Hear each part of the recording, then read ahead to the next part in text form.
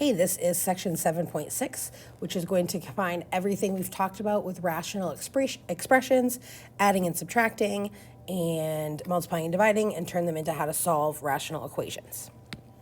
So an expression is just a series of numbers with operations, could have multiple fractions, there's just no equal sign, versus an equation has an equal sign. So you could actually solve that and get a solution. If you have two fractions, you cross multiply, meaning you take the numerator of one times the denominator of the other, and that equals the opposite, the numerator of the second one times the denominator of the first. Then we do our multiplication. So 2 times 1 is 2. Distribute that 1. 1 times 10 is 10. 1 times x is x. Now we're going to subtract 10 from both sides. So we have negative 8 equals negative x. And if we divide by negative 1, 8 equals x. We could plug that back in to check it. 10 minus 8 is 2. 1 over 2 equals 1 over 2. There we go. The biggest thing you want to do is you want to test to make sure it's not undefined. So wherever there's an x on the bottom, we want to plug that in. It doesn't equal 0, so we're all set. If it did equal 0, we'd have to cross that one out. So let's try a couple. Cross multiply here, we'd get 5x equals 12. Divide both sides by 5. X equals 12 fifths.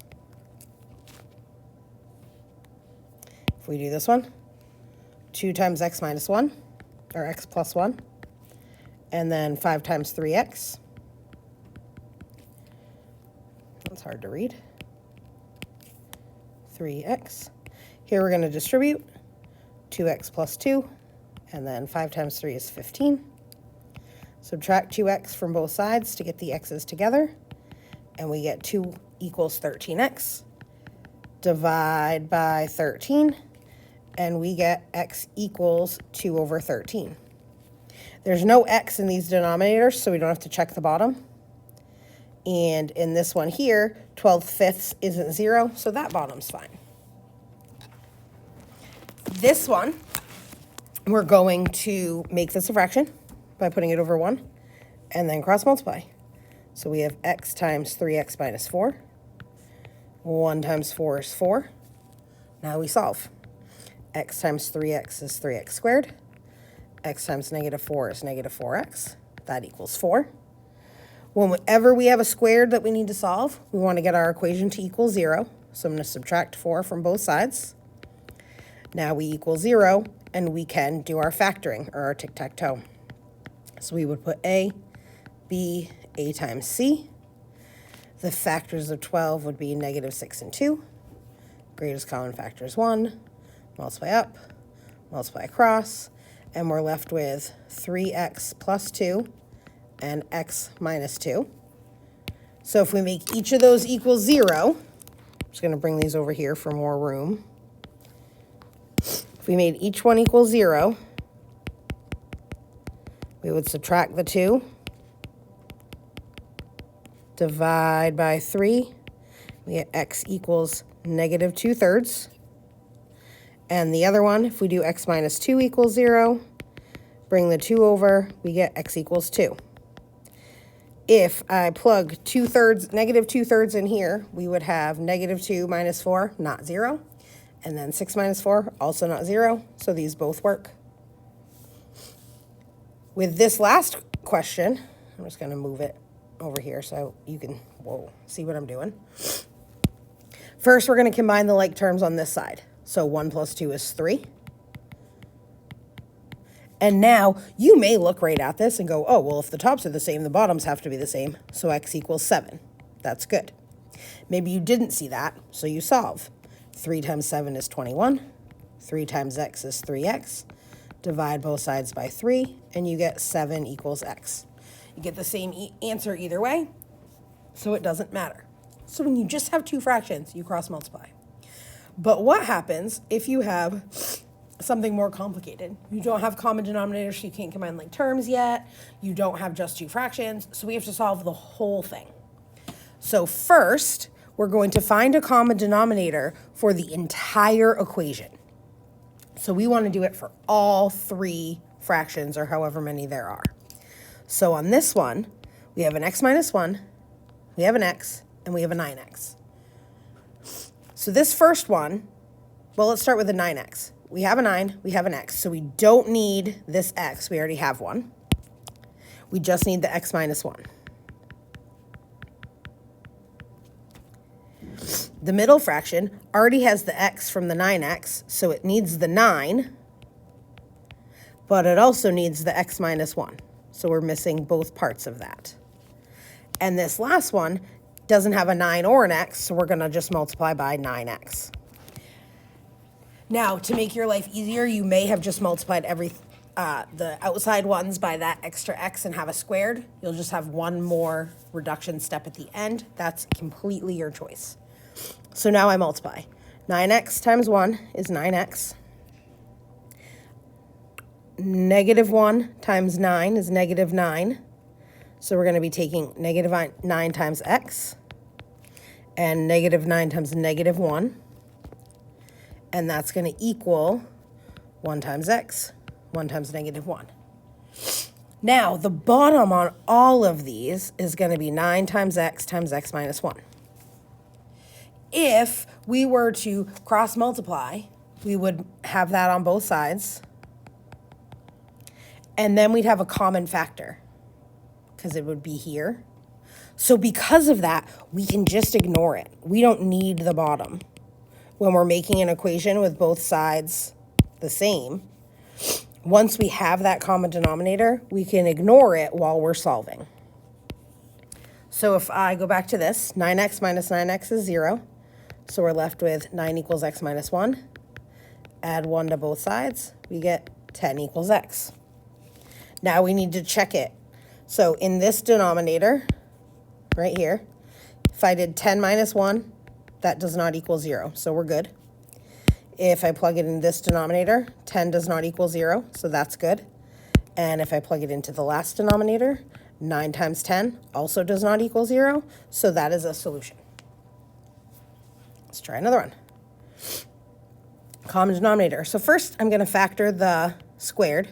It's a difference of squares, so we'd have x plus 1, x minus 1. Now, if we look at all our fractions, this first fraction has an x minus 1. So to be equal to this, it needs an x plus 1. The middle fraction has an x plus 1. So to be equal to the answer, it has to have an x minus 1. And the answer already has both. So now our denominators are the same. We can ignore those. So we're going to distribute. We're going to distribute plus x minus 1 equals 12. Combine like terms, x plus x is 2x. 1 minus 1 is 0, so that's going to equal 12. Divide both sides by 2. X equals 6. Now we check the bottoms. 6 minus 1, not 0. 6 plus 1, not 0. 6 squared is 36 minus 1, also not 0. So x equals 6 is a solution. The vocab that you might see differently is evaluate versus solve. Evaluate is what you do when you have an expression. You plug a number in for x and evaluate. Solve means we don't know what x equals, so that's when we have an equation and we do the algebra to work backwards and find the value. So here we have an equation, so it would ask us to solve for x. To do that, we would follow the steps we just talked about. So we're going to multiply x minus 1 times x plus 3, and that's going to equal x times x plus 1. Now to solve this, we want to get rid of all the parentheses and combine like terms, and then work backwards. So if I FOIL this, we have x squared plus 3x minus x minus 3, and that's going to equal x squared plus x. We want to get all of everything on one side because we have a squared. So let's subtract x squared. So that would leave us with, so 3x, well, yeah, we'll just leave it. 3x minus x minus 3 equals x. Subtract x from both sides. So we'd have 3x minus 2x, which is just x, minus 3 equals 0. Bring the 3 over, we get x equals 3. 3 plus 1 is not 0. 3 plus 3 is not 0. So the answer to that one is x minus 3. Now, when we see evaluate, that means plug it in and solve. So wherever we see an x, we're going to change that to 5. So 5 squared times 2 minus 5 over 5 minus 1 plus 1 over 5 minus 1. Well, 5 squared is 25, and 2 times 5 is 10. 25 minus 10 is 15. 5 minus 1 is 4. And then 1 stays the same. 5 minus 1 is 4. 15 plus 1 is 16. And 16 divided by 4 is 4. So we've now evaluated. I don't have to check that for the bottom because we already know what x is. That's just what that equation or what that expression would equal if x was 4. Or if x was 5, sorry. So now let's look at a couple word problems. If a person travels at a speed rate r for time t, the distance traveled is dert, so we'll bring back the dirt. How far does a person travel in 2 hours when going 60 miles per hour? So we're looking for the distance. We know they're going 60 miles per hour. We know it's for 2 hours. So how far do they go? 120 miles. Now, solve the formula for t. That means rewrite it, rearrange the letters so that it says t equals. So if I divide both sides by r, I have d over r equals t. Now we can use that to answer C. How long does it take a person to go 250 miles when they're going 40 miles per hour? So the distance is 250, the rate is 40, and if I do 250 divided by 40, I get 6.25 hours. These three equations are going to have you solve for a given variable. So again, just rewrite it so that it says that letter equals. Try them. Check the video if you need to. First one, A equals BH over 2 for B. So first we need to get the fraction gone. So we're going to have 2A equals BH. To undo that multiplication, I'm going to divide. So 2A over H equals B. Now it says B equals. So that's that problem. Now let's look at the next one. We want to solve for V. So first let's get the fraction on the away. So we're going to multiply both sides for V. And now to get the V alone, just divide by P. So essentially, this one, all we did was change the V and the P, but you can see how that worked. Oh, that didn't do what I wanted to do. Whatever, will be fine. Okay. Now this last one, we want to solve for H. So there's only one H in this term. So the first thing we need to do is get the other term on the other side by subtracting. So we have S minus pi r squared equals 2 pi RH. Now on the right side, everything is multiplied. So to get it to the left, we have to divide by 2 pi r. That'll get the H alone. So we're left with S minus pi r squared divided by 2 pi r equals H. So again, whenever it says solve for a letter, you're just rearranging variables so that that letter equals all of the others. You're still going to have a whole bunch of letters. All right. 2 people mow a lawn. One person has a riding lawnmower. The other person has a push mower. The person with the riding mower can cut the lawn alone in 4 hours. And the other person with the push mower can cut the lawn alone in 9 hours. How long does it take them to mow the lawn together? So for person A, the whole lawn is 4 hours. So in 1 hour, they would do 1/4 of the lawn in 1 hour. So if we're talking about a certain number of hours, we could write this as T over 4. However many hours it is divided by 4 would be how long it takes them to do the lawn. So that's T over 4 hours. We can use that same principle for person B. The whole lawn would be 9 hours.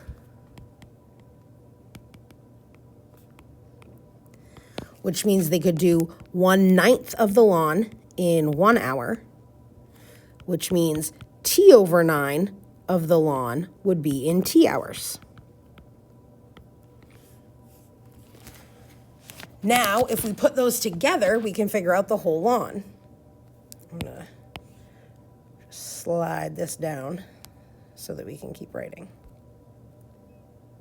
So we're gonna ignore this one for a minute. Okay, so if I combine T over 4 plus T over 9, they would get one whole lawn. That's where that 1 comes from. Takes that many hours to do one, that many hours for the other, put them together, they get a lawn. So we need like terms. Multiply this one by 9, we get 9T over 36. Multiply this one by 4, we get 4T over 36. Combine those together, we get 13T over 36 equals 1. Multiply both sides by 36 to get rid of the fraction. 1 times 36 is 36. Divide both sides by 13, and we get T equals 36 over 13. Or if we actually did that division, it would be about 2.5 hours. So if you put them together, about 2.8 hours, not 2.5. So the biggest thing is those fractions, the T over 4 and the T over 9 adding up to 1 is how you solve this. All right, last one here. Suppose that the winner of a 600-mile car race finishes 12 minutes ahead of the second place finisher. If the winner averages 5 miles per hour faster than the second racer, find their average speed. So we know distance equals rate times time. If we divide both sides by r, time equals distance divided by rate. We know x. If we say x is the slower driver's speed, then we would add 5 to get the faster driver's speed. So that's our rate. And we know that it's 12 minutes faster. So 12 minutes out of 60 minutes gives us 1/5 of an hour. And the difference in time, you would take, the slower person's going to take longer. So we would do slower time minus the faster time, and that's going to give us the difference. So we know it took 1/5 of an hour to go faster. Our slow time is going to be the slower distance over the slower speed. So they went 600 miles over their speed. The faster time is 600 miles over their speed, which we said was x plus 5. Now we solve this just like we talked about in the problem. This fraction needs an x plus 5, and it needs a 5. This middle one needs an x and a 5, and this last one needs an x and an x plus 5. Those are the denominators that are missing to get them all the same. So if I were to do my multiplying, 600 times 5 is 3,000, and I distribute that. So we get 3,000x, and then 3,000 times 5 is 15,000. Here we do 5 times negative 600 is negative 3,000, so the x is there.